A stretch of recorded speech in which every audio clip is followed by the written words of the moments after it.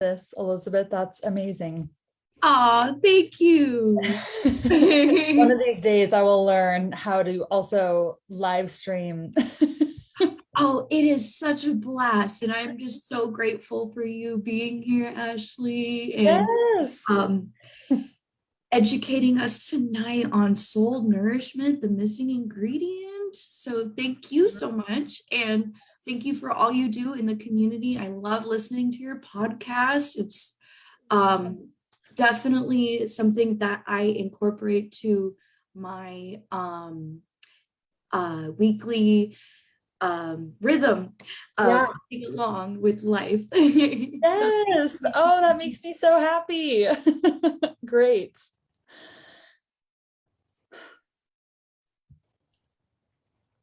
Okay. all right. So thank you so much for being here, folks, and tuning in.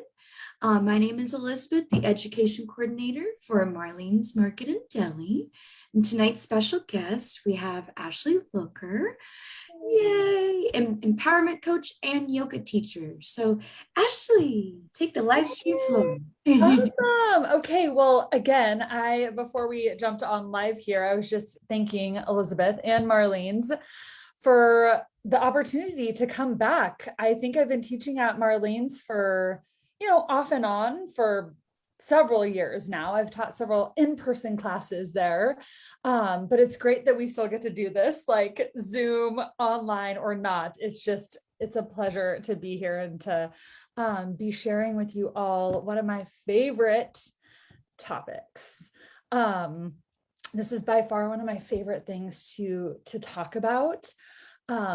Today, I feel like we're maybe going to be debunking a little bit of some myths that you have maybe somehow absorbed through our culture about what health is and what it looks like to live a healthy life.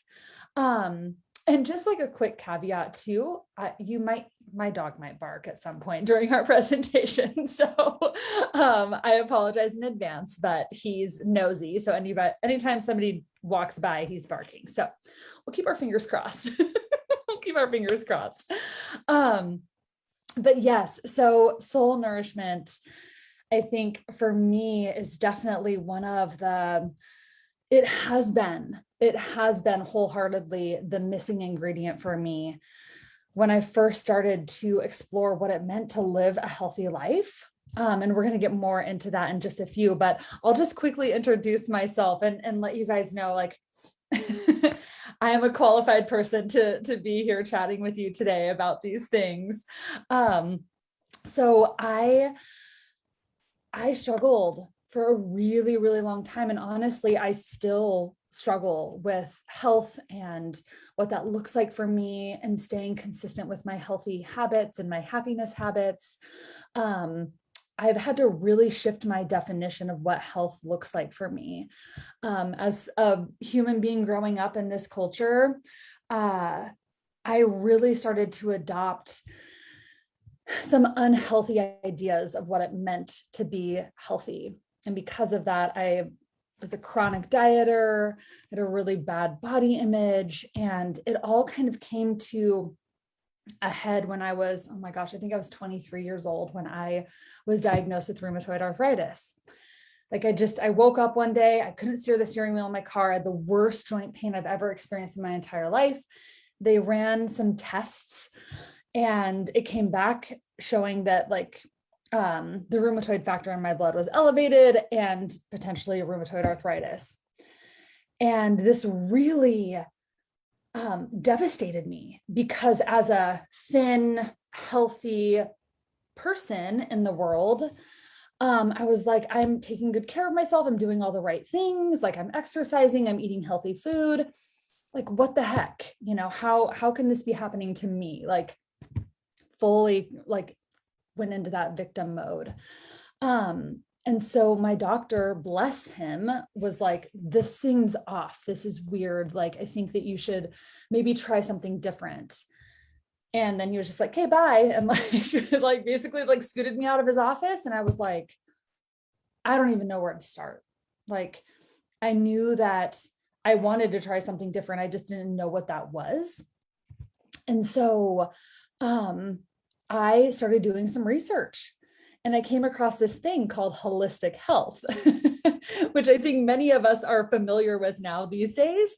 But back then I was like, what the heck is this? And so I explored it, and I was like, oh my gosh, like holistic health is about like more than diet and exercise. It's more than like the food that I'm eating. It's more than like the way that I'm moving my body. It's actually how I'm being with my food, my relationship with food, why I'm exercising. There's a spiritual component. There's like all these other ways that I can explore health. It's not just these two things. And so that really catapulted me into holistic lifestyles. And I've become just absolutely obsessed and love holistic health and what it has done for me. It took me a long time to really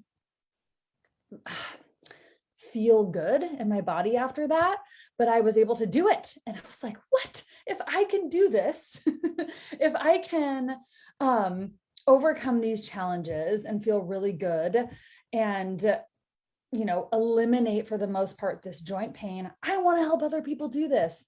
And so long story short, that is why I decided to become a certified holistic health coach. And that was great training. And that was very, very much diet and exercise. And then I started exploring this eating psychology, which takes it a layer deeper, which is where I learned a lot about soul nourishment, which is what we're going to talk about today. And this training just blew my mind. And again, it deepened my idea and relationship with health in this world.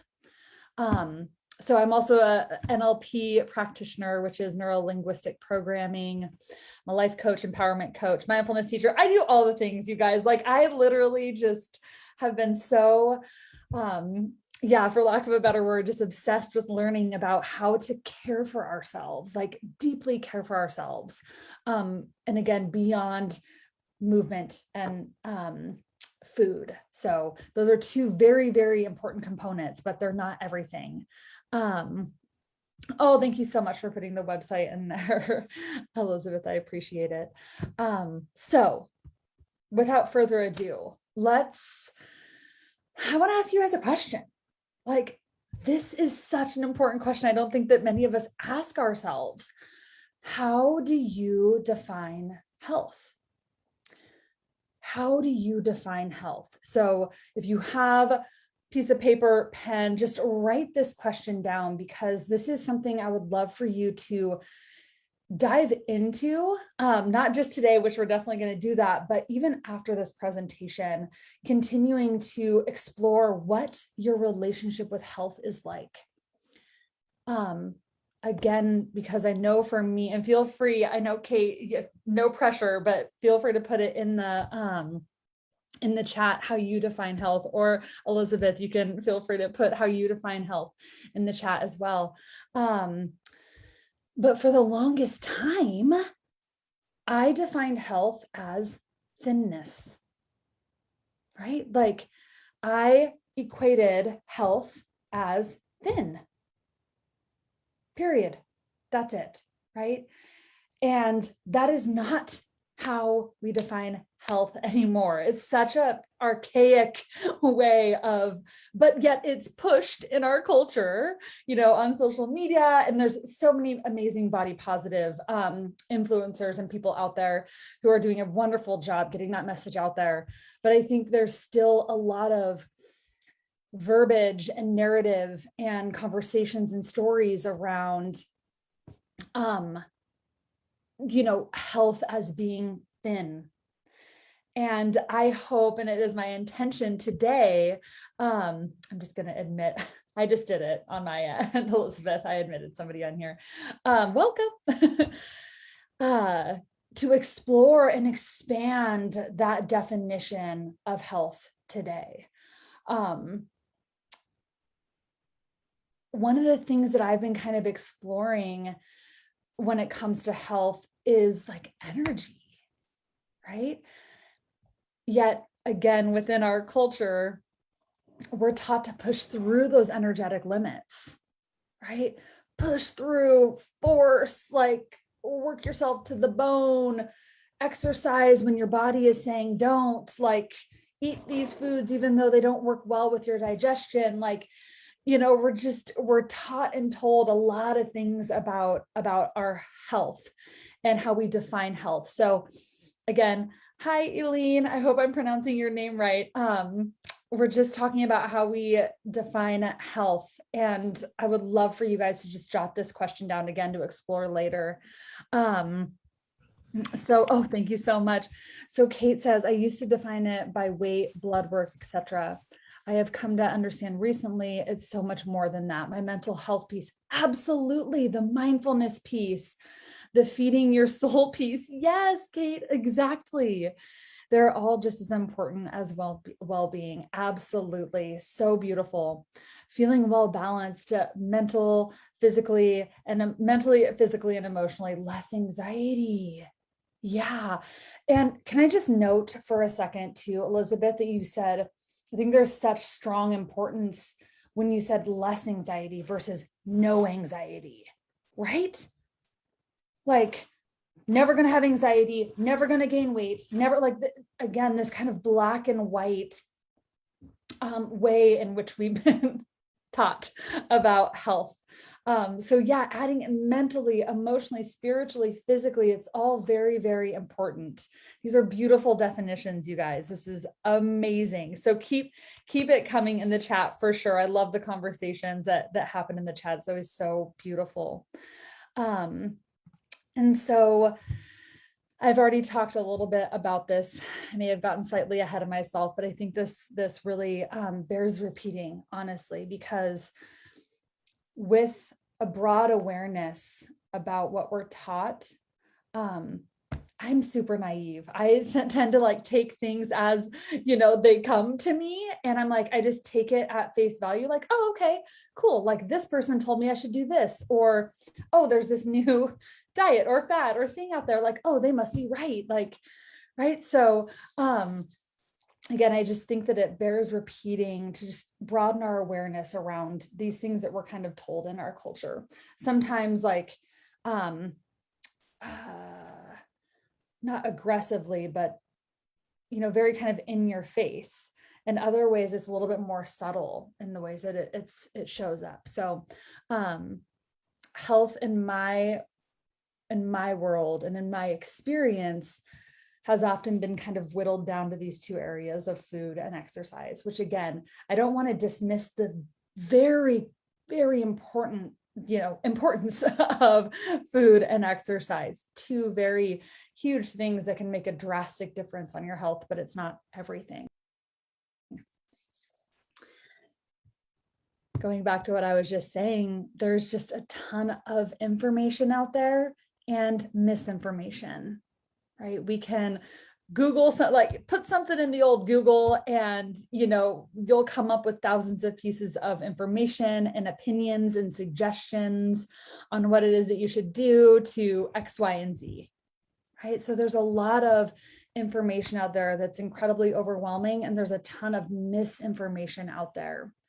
And so one of the things we're going to touch on today, at least, is really coming back to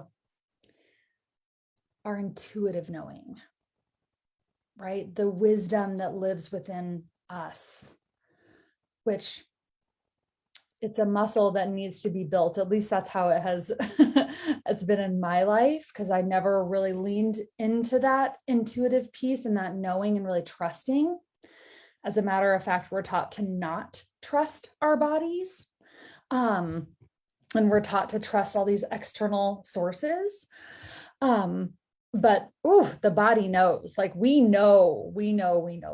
There's an innate intuitive wisdom that we can all tap a little bit more into. Our culture really is riddled with quick fixes. Whether that's, you're dealing with a certain symptom and you go to a traditional, Western doctor many times. And again, within my experience, I've been prescribed something right off the bat, right? Or in terms of like diet culture and things like that too, there's a lot of like quick fixes, like 30 days this, 60 days that, 90 days this, like, lose weight in 90 days, lose 10 pounds in a week, like, right? There's all these like very quick fixes. And you know what? That is sexy as hell. Like, that is how they get you. It's like, ooh, really? Like, all I have to do is buy this book and do this thing, and then all my problems are going to go away.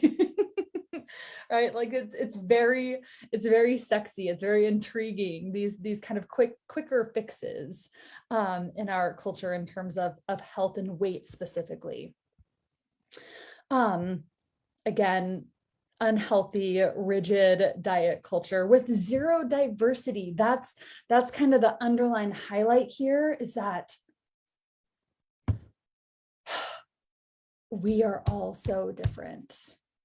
We have different circumstances. We have different traumas we're dealing with. We have different digestive systems. We have different sensitivities and allergies, and just the list goes on and on and on. And so much of what is put out there is sold as universal, right? Like, this will fix everyone's problems, but we are so diverse.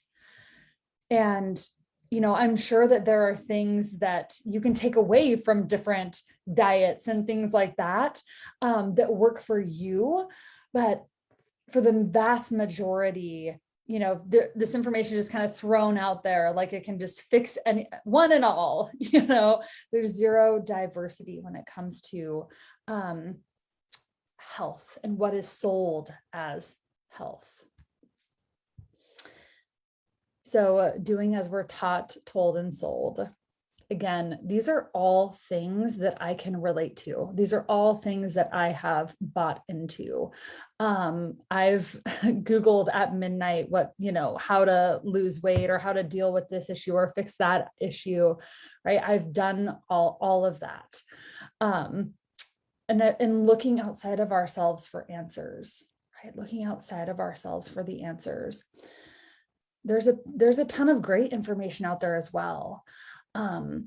But today, what I hope you come away with is that you can rely on this beautiful body of yours, right? Like, you can rely on your intuition. You can rely on your soul a little bit more to heal yourself, to deepen your health, to feel more vibrant in your body, in your life. So we're not going to get too woo, but if you're here, if you sign this, you might signed up for this class, you might be just a little bit woo, which I love. So let's talk a little bit. I think it's important to kind of,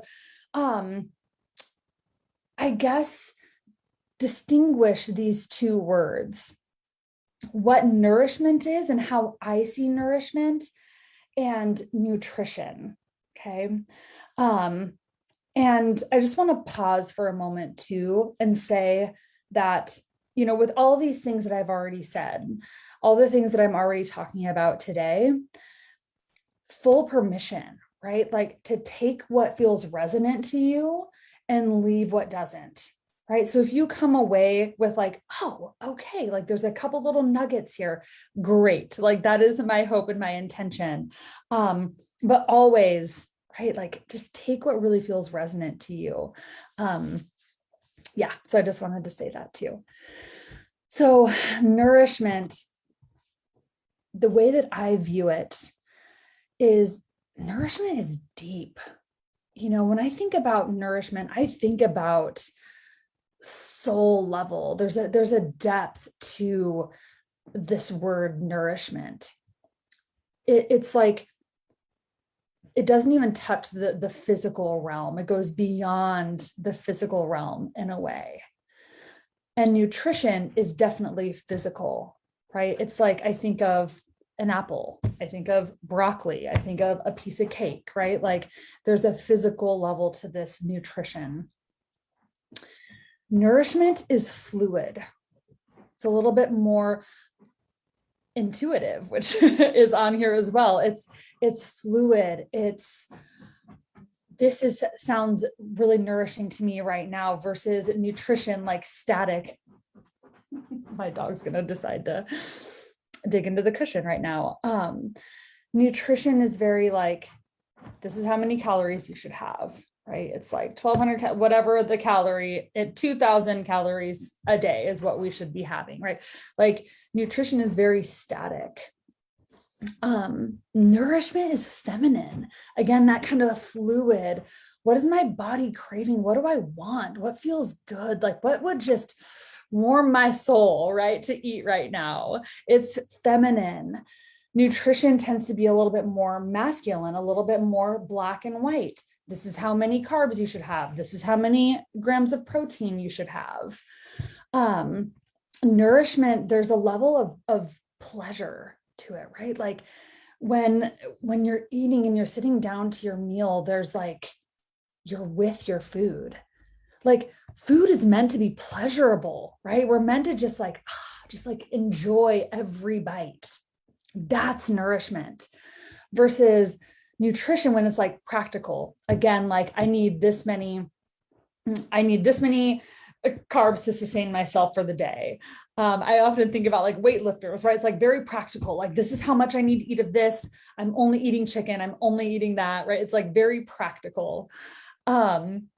Nourishment is intuitive. Like it's conscious, right? It's conscious and it's connected. There's like an essence when it comes to nutrition, or excuse me, nourishment. Nutrition is very logical, right? And we need both. We really do need both. In my experience, I've definitely been more nutrition focused, right? Like this is how many times, like how often I need to exercise in order to burn this many calories, right? It's been very masculine in nature.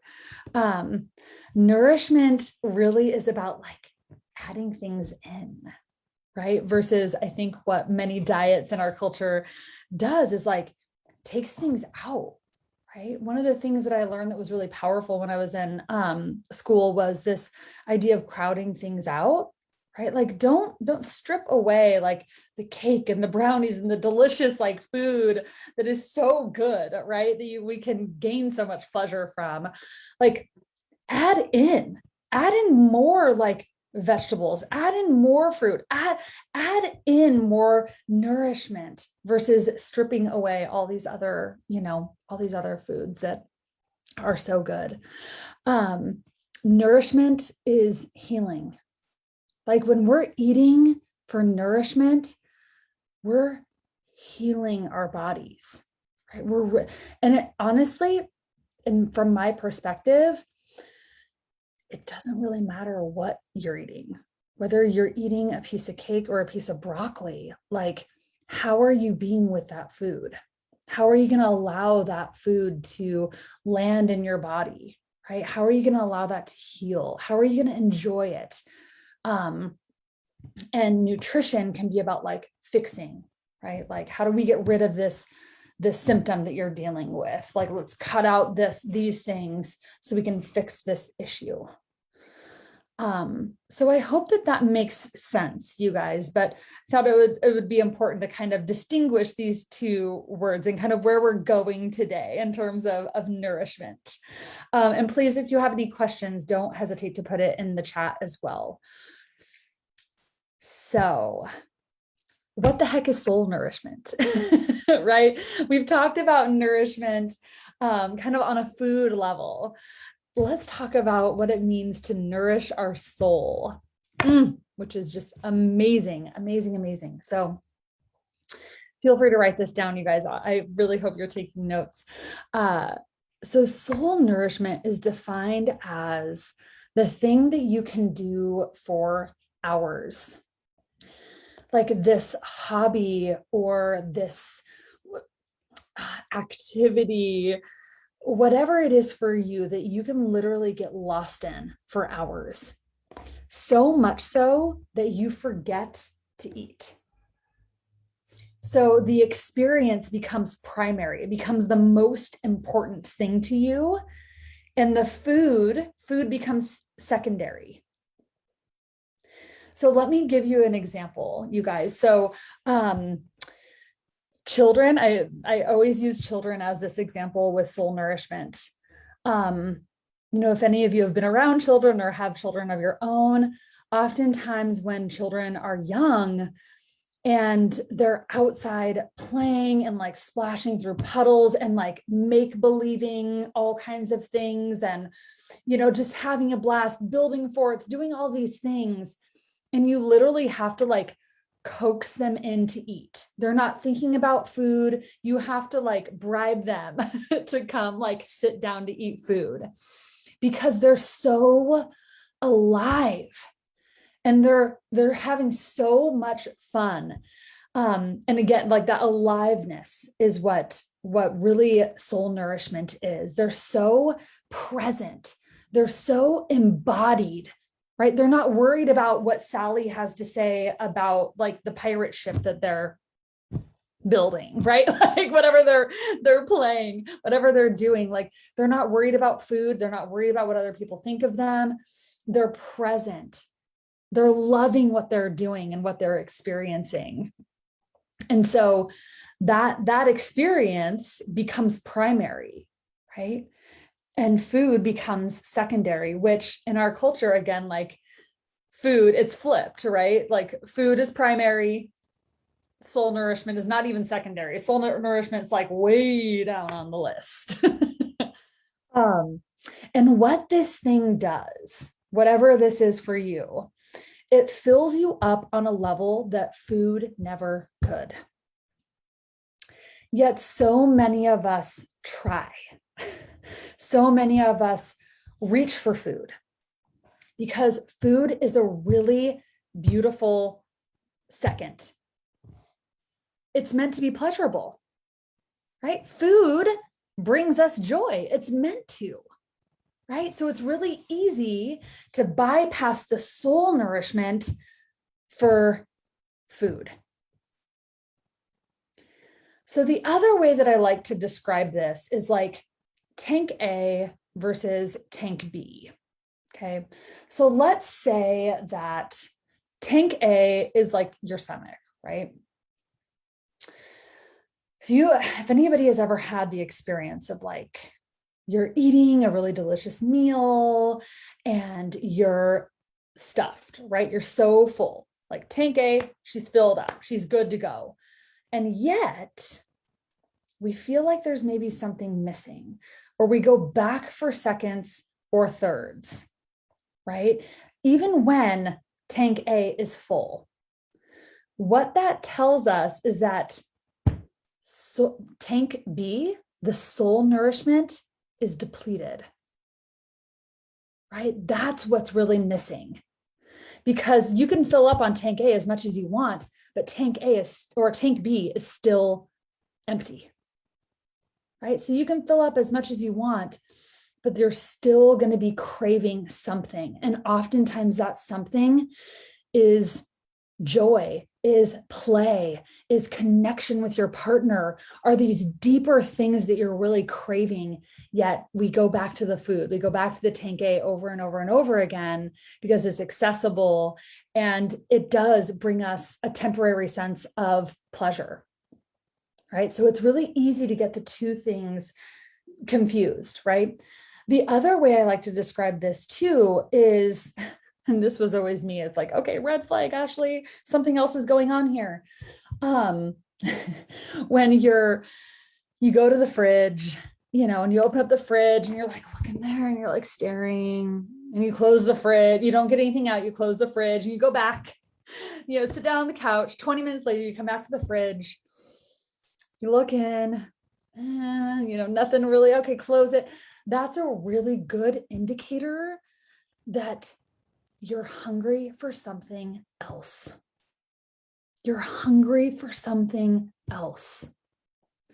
Whether that is, joyful movement, a walk, playing with your dog.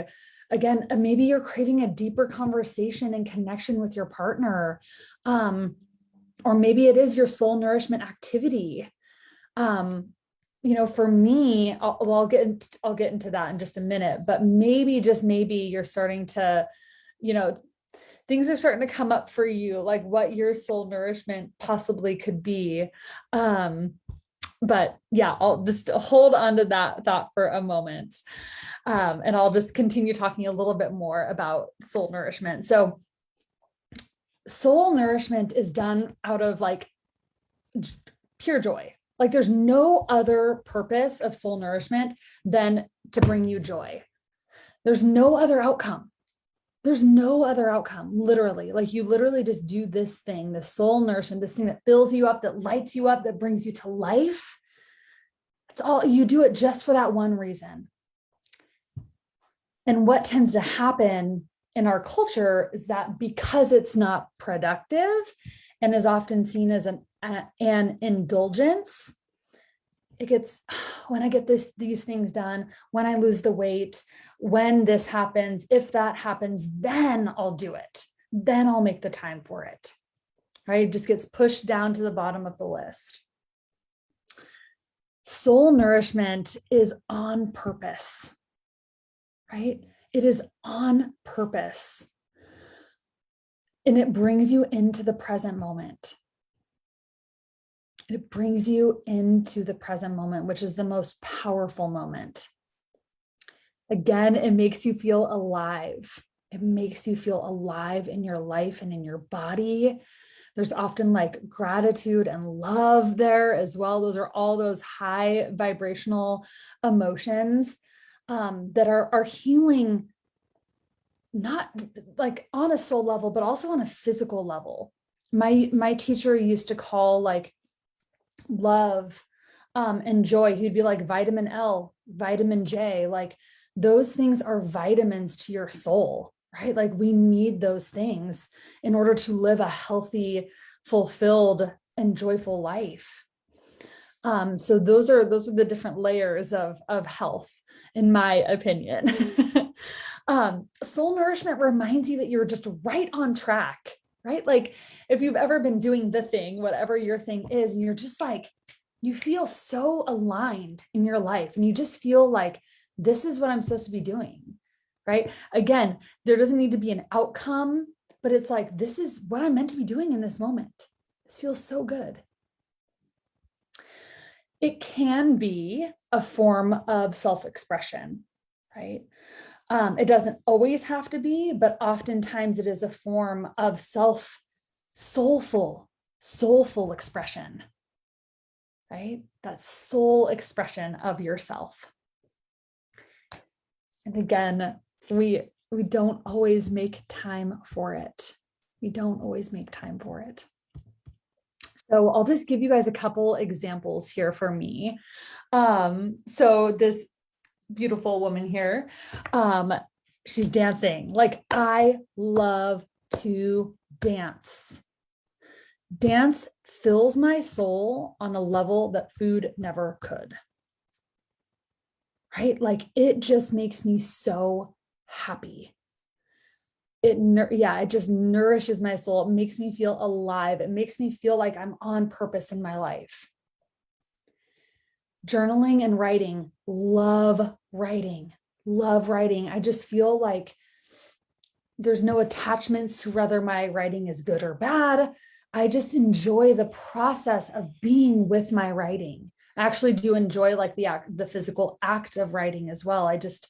There's something about it that I just love. There doesn't need to be a reason why. I just love it. It makes me come alive in my life. Being in nature, being by the ocean, near the ocean, on the ocean, in the ocean, it makes me feel so alive in my life when I am near the ocean. There's something, it's like beyond words, right? It's hard to even capture like what it's like for me to be at the ocean. But I just know that when I'm there, like, oh, my soul is at peace. I feel alive. It's just a beautiful, beautiful thing. And so those are just like a few of the things that bring me to life, that nourish my soul, again, on a level that food never could. It's deeper. It's that deeper sense of soul nourishment. So, what is your soul nourishment? If you know, I would love for you to put it in the chat. If you have an idea, right? If you're like, ooh, like I love knitting or painting or singing or journaling or reading in my hammock or right, whatever it is for you. I would love to know. Please feel free to put it in the chat. Another thing that lights up my soul, which is so hard because with COVID, but like concerts and live music. Like I just always have this like smile on my face. Like I can't even help it. I'm just like, it's the best feeling ever. Yes. Okay. So Elizabeth says playing music is definitely self-expression. Yes. And it's like a soul recognition. That's almost like I see it, right? It's like this soul recognition, like and self-expression. It's a beautiful thing. Yes, I love that. Thank you so much for sharing that, Elizabeth. Awesome. Okay, so Kate says, any body of water, especially the beach. Love finding sea glass. Yes. Going to the movies and escaping into a good story. Yes. Oh my gosh, my sister is the same way, Kate. She is the same way. Yeah. So Elizabeth also says that knitting, painting, sticking my toes in the sand. Lots of little water babies here. Yes. Yeah, there's something about nature, right? There's something about nature that really nourishes us on just that soul level. Yeah. This is amazing. Yeah, walking through 5 Mile Drive. Yes. Yeah, that's a beautiful park that we live near, luckily enough. Yes. Oh, I love this. Okay, so definitely write these things down, you guys, if you haven't already. For many of us, it's a recognition. We know what nourishes us. We know what fills us up. We know what lights us on fire. We know what we're passionate about. Now it's about making time for that, right? Like making space for that in our lives, recognizing that as important, as an incredibly important aspect of your health. And so let's talk a little bit about what that, why, right? Like, why soul nourishment, Ashley? So if you're like a little cynical like me and you're like, okay, Ash, this is all good and well and amazing, but why? Why should I add this into my life? What's important about this?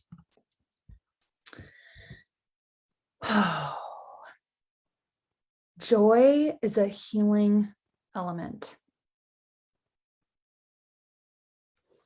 There's a ton of research out there, you guys. Dr. Laurie Santos at Yale, she has done tons of research. My teacher, Dr. Robert Holden, he's done a ton of research on the importance of joy in healing. When we are connected to our joy, we heal faster. People who are connected to their joy get sick less often. Joy heals us. It is an essential healing component, not just on the spiritual level, but again, on the physical level. Joy is our natural state. So even though it might not feel like it, oh my gosh, I personally have felt like, not just this last month actually, but this last year, I'm like, oh my gosh, my joy has been hard to find. I've been drained by what's happening in our world with this pandemic and, inequality, all kinds of things, injustice. It is hard sometimes to believe that joy is our natural state. Yet, Joy is always within us. My teacher would say, your soul is already happy. Your soul is already healed. There is a place within all of us, no matter how we're feeling, no matter how it's bubbling up, no matter how it's manifesting in the physical body, there is a place within all of us that is healed, that is joy, that is joyful. So can we allow it, right? For me, it's been a lot about like allowing that joy to kind of bubble up, allowing it to be there. Joy is a very vulnerable emotion, right? It's like when we allow ourselves to feel alive and, filled up and nourished on this soul level, it's like, when's the other shoe going to drop? Oh God, I'm not allowed to be this happy. People are suffering in this world. Like we can come up with all these things to just like forebode our joy, right? Love and joy are incredible metabolizers. So, I'm trying to think of, my teacher would say, our personal power equals our metabolic power. Joy and love are the most powerful emotions that we can feel. When we are in those emotions, when we allow it more often into our lives, we metabolize better. We metabolize our food better, right? We digest our food better. Tons of reasons to tap a little bit more into love and joy. Health is expansive, and so is joy and love, right? Health is expansive. It's not constricted. Of course, I shouldn't say we all, but many of us have, allergies or sensitivities that we need to be aware of. But that's another way in which we can expand our health, right? When we make those decisions out of love and joy, it changes the way that we are with our food. It changes the way that we digest our food. So many of us are making decisions around our health out of like, I need to fix this. This is wrong. I have to change. I'm not good enough. I'm too fat. I'm too thin. Right? Like whatever it is, we're making decisions out of dislike and hate and a not enoughness. And I'm not okay the way that I am. Right? Yes. I see Elizabeth nodding. Yes. Yeah, that's constricted, right? Health is expansive. It's open. So much healing when we're open. When we're open to what's possible, when we're open to trying different things, right? And our soul needs nourishment too. Our soul needs nourishment too.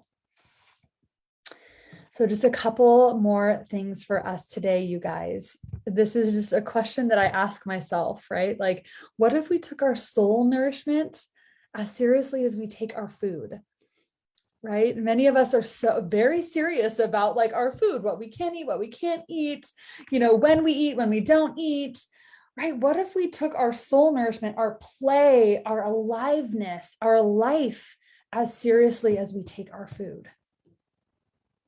Life is so much more than food and exercise.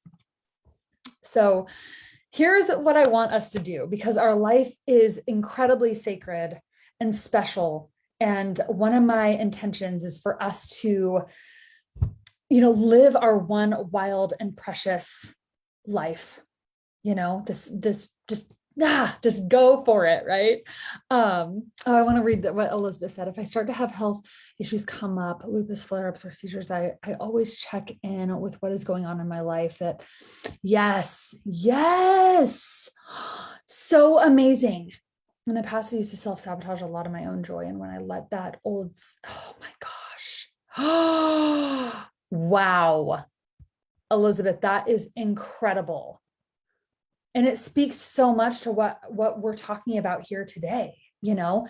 And actually one of those things is like loosening our grip a little bit, you know, like we have such a strong hold on our goals and what we think things should look like and what health should look like. And right, like what if we just loosened our grip a little bit and allowed ourselves to enjoy our life?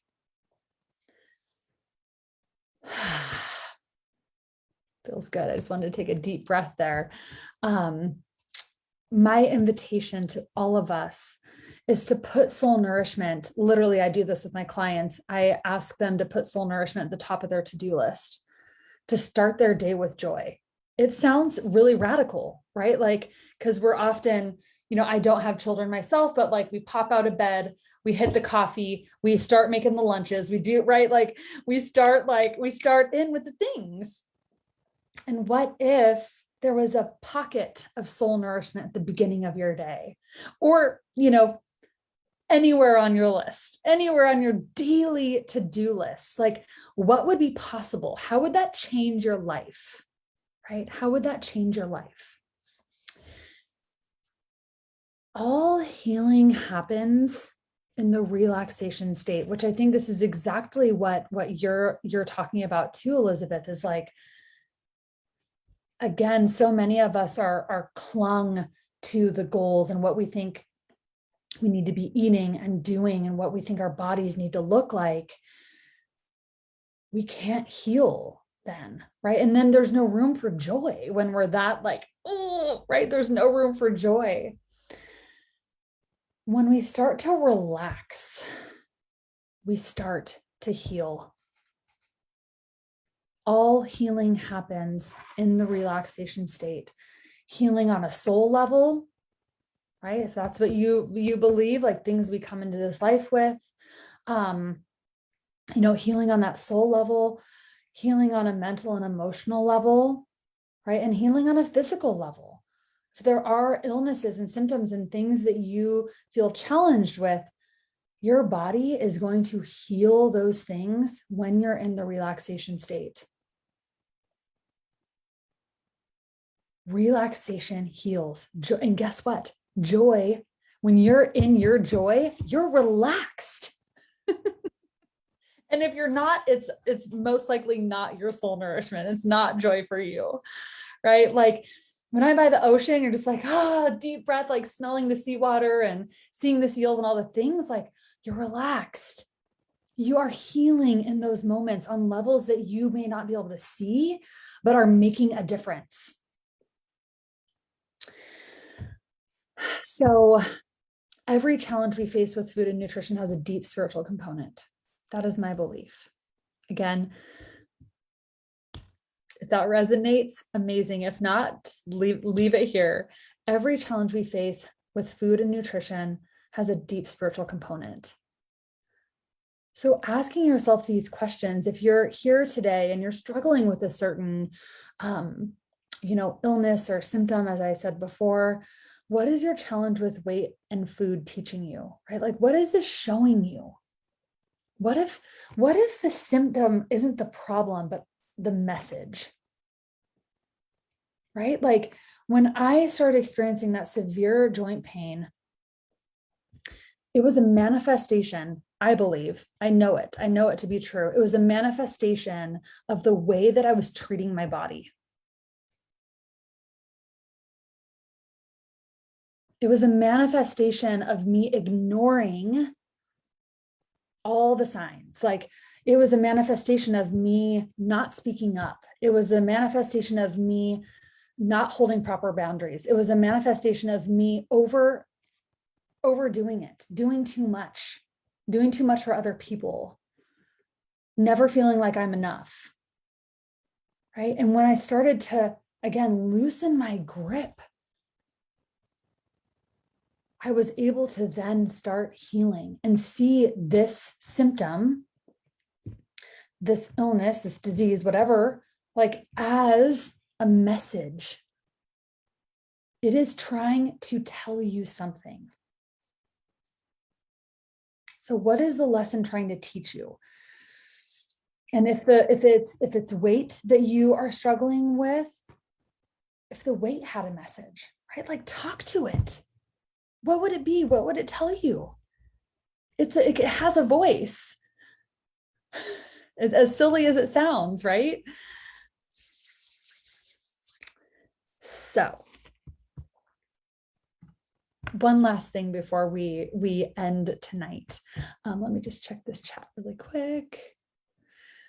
Oh, Elizabeth says that my podcast has helped me so much with allowing me to be less critical of myself and to feel that I am enough. Yes.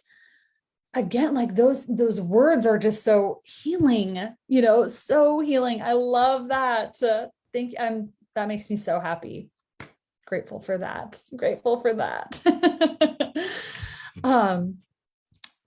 I can't end this conversation, this talk, without talking about slowing down. I feel like right now, even on a more global level, we are really being asked to slow down and pay attention to what's most important to us.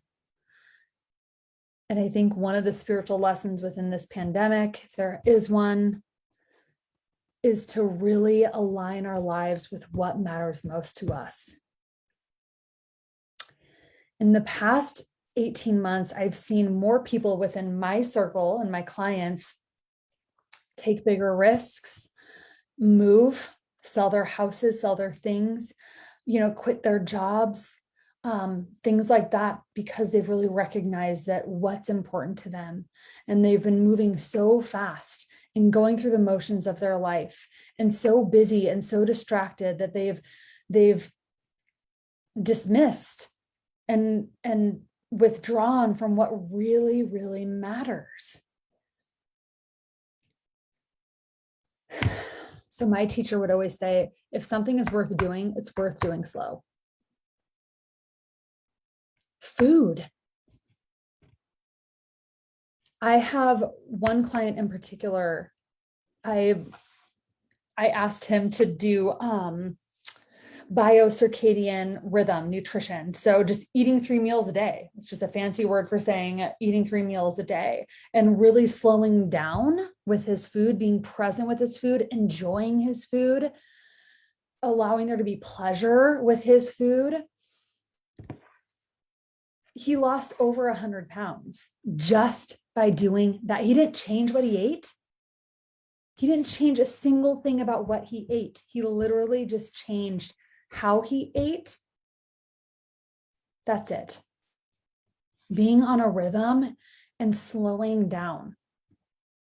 Slowing down is so powerful, so powerful. I was thinking about this the other day and I was like, man, the things that we miss out on, when we're not in the moment, slowing down, being with our life, whatever's coming up for us, right? Like hugging my husband goodbye before he goes to work, like really being in that moment and being, when I'm cooking my food, being in the moment, like slowing down, really enjoying it. There is so much pleasure and joy in slowing down. It's also one of the hardest things that I've learned how to do in my life, honestly. And I think that it is one of my soul lessons here on this earth. I think it's something I'm going to continue learning and evolving with. But it's so powerful when I do. Like, I just want all of us to feel so alive in our lives and with our lives. Vitamin Q, right? The quality versus the quantity, right? The numbers and the size and the metrics, like focusing on the quality of our food, slowing down, like eat the cake, eat the brownies, eat eat whatever you want, whatever feels good for you. But what if we enhance the quality of it? What if you slowed down and really added in the best ingredients? It just changes the way that you're with your food then. So when we do things so quickly, we miss out on those details, right? There's a lot of the quality that we miss.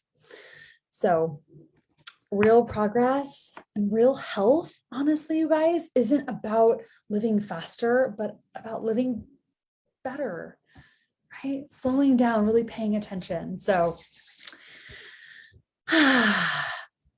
Kate says, I love this. Oh, shoot, it's not going to let me.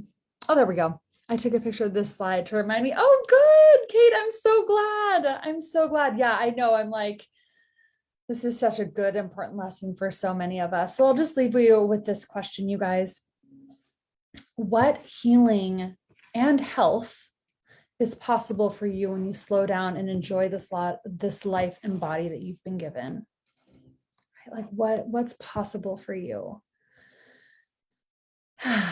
Yeah, so take a picture of that slide, write it down if you'd like. Yeah.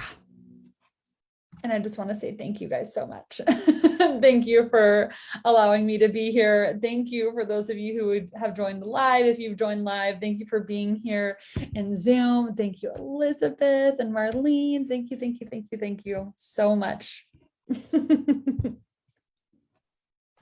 We are so appreciative of you, Ashley. Thank you. I know I took like a page and a half of notes myself. Oh, good. I'm so glad. Yes. And I know that everyone else here. Oh.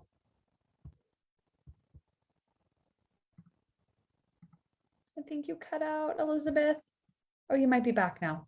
Oh, yeah, oh, there we are. Yeah. Oh, darn internet.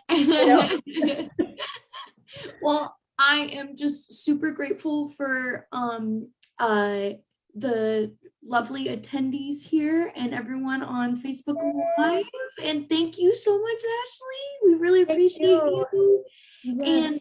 And I posted earlier in the chat box, which I will actually repost, how to get in touch with lovely Ashley here, and also how to check out the lovely podcast. Yes. It is so wonderful tuning in, and Thank you. yes, thank you. And I am just so grateful for all that you do in the community, and I am just looking forward to having you back with us soon. Yes, yes, I do have another talk, so I'm really looking forward to that too. I think October, right? Yes, let me double check the date. Yes, October 28th. Perfect. I'm so excited. It's going to be fantastic. It's going to be wonderful. Well, thanks so much, folks. You have a wonderful night. And we're going to say goodbye to everyone on Facebook Live. Goodbye. Bye. Thank you. Bye.